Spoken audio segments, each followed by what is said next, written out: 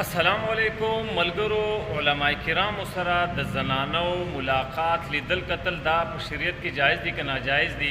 میندې خویندې بیا په یورپ کې کلبونو کې ګرځي او دوی به اعتراضونه کوي. د افغانستان په علماو باندې دغه یو کس اعتراض کړی دی چې د افغانستان علما زنانو ته د لاس په نامه ولاړ او بیا د پاکستان د ډي چوک پیداوار د پاکستان په علماو دا اعتراض کوي. نو د دوی دا اعتراض واورئ، دا جواب هم بیا واورئ.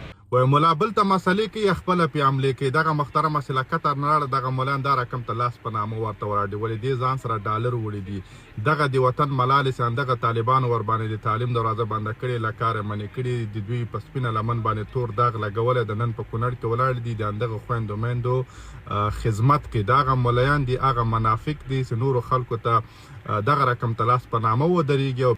منګه وای د دې جمعیت ولا نزان په دې وساتای چې تقریبا ابل ورځ د دوی ار جمعیتي دا اعلان دی چې منګه وای د مولانا فضل الرحمن چې کوم سیاست کوي وای دا نبوي سیاست زه تاسو یو پوینټ مخیم. مولانا فضل الرحمن د خلیل سره په یو سټیج باندې بارن اولال دی وای د سیاست نبوي دی دا نسبت نبی علیه الصلاه والسلام ته کوله ګستې ده کړه نعوذ بالله چې نبی علیه الصلاه والسلام دا سیاست کړی نو چې دا کوپر نشي بل کوپر په دنیا کې پیدا شي چې ته وای چې نبی علیه السلام دا سیاست کړو چې زنانه سره په یو سټیج باندې ولاړو دا او زم در ټول لپاره د کوپر لوی خبره ده. او پدې مم پوي کا چې مریم نواز راځي دا ته پاسي ولي کدا ستا مشري نو بیا خو پتام لعنت وریږي چې خزه د مشره ده او که کشر ته پاسي نو دا خو د شریعت خلاف دی. کشر ته خو پاسي ده نشته بلکې رسول الله اسلام ته صحابه چې پاسېدل منع کول به ته ولې دې ته ودرېږي اسلام رنګ ورکړي نو دا انتهایی ناجایز دی. منګه د خیر القرون د زماني سیاست نه کوو، منګ د صحابو د زماني سیاست نه کوو چې زما سره په یو طرف ابوبکر ناست او په بل طرف راځه څوک ناست دي. زه د کومې زماني سیاست کوم پته ته شته؟ زه د یو ویشتمې صدۍ سیاست کوم. نو ما سره به دلته عمر او ابوبکر نه خو ما سره به همدلته دغه ناست یا به زرداري ناست او یا به سپندیار ناستی او یا به دا نور ناستی او یا به ښځې راځي. مصیبت خدا و چې جمعیت علما خپلې ښځې راایستلې وې میدان ته نو اعتراض به تا کولی چې مولانا فضل الرحمن لور راویسته ننګورې راویسته د مولانا فضل الرحمن د ښځې او د ننګور او د لور به چاته نوم نه یاد. د جمعیت علما اسلام د یو عالم د ښځې او د هغه د لور او د خور به چاته نوم نه یاد.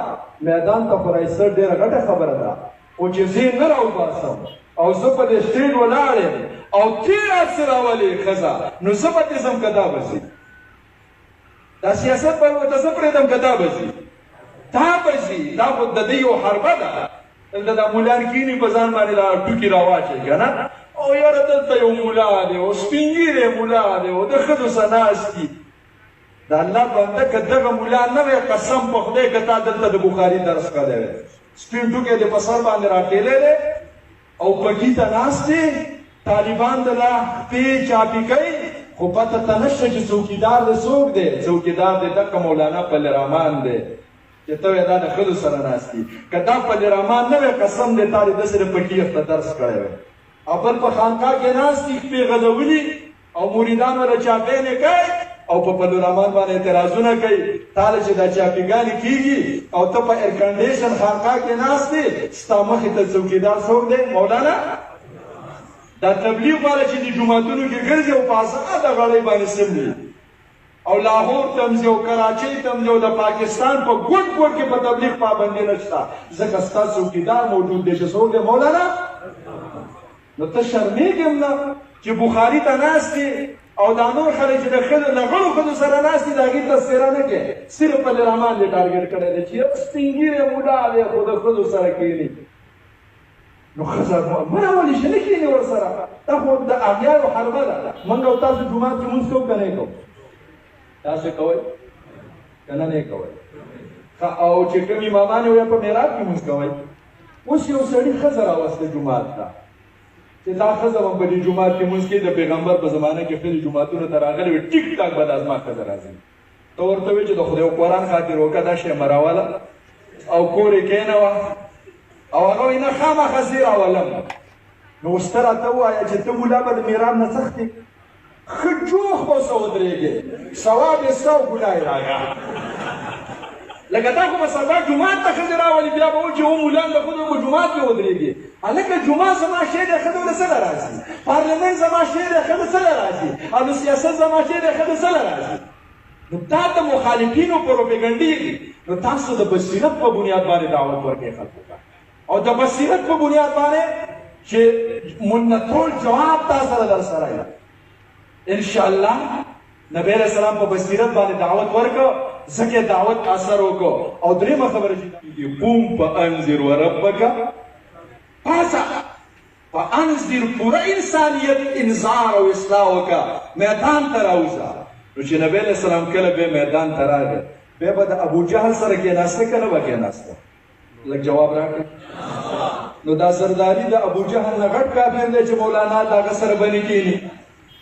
بیا به د عبید بن خلف سره کېناسته که نه به کېناسته؟ بیا به د ولید بن مغیره سره کېناسته که نه به کېناسته؟ او بیا به د ښځو سم کېناسته. یوازې د مسلمانانو ښځو سره نه، تاسو د بخاري او مسلم ولټوئ، د کافرو ښځو سره د پیغمبر نشستونه شوي دي. مدینې ته یوه ښځه راغله، د مکې نه ډمه وه، ساره نامه یې وه. نبی علیه السلام یې ولې راغله؟ اسلام دې راوړی؟ ویې نه. ویې څه له راغله؟ ویې چانده راله ورته. ویې ته خو ډمه وې، په مکه کې به دې پروګرامونه کول، خلکو به پیسې درکولې. ویې حضرت د بدر جنګ چې شوی دی او یا د مکې کافران پکې مړه دي، هلته د غم او د خفګان یو ماحول دی، خلک پروګرامونه نه کوي. نو زما اقتصاد کمزوری شوی دی، ما له څوک پیسې نه راکوي. نبی علیه السلام صحابو ته وویل چانده وله وکړئ. سارې له چانده وکړه، ډم هم ده او کافر هم ده. ټیک ده، دا مریم نواز د سارې نه ډډه کافره ده. دا خو ګورې چې کله چې اجتماعیت ته راځي، د خلکو څخه د واسطه راځي.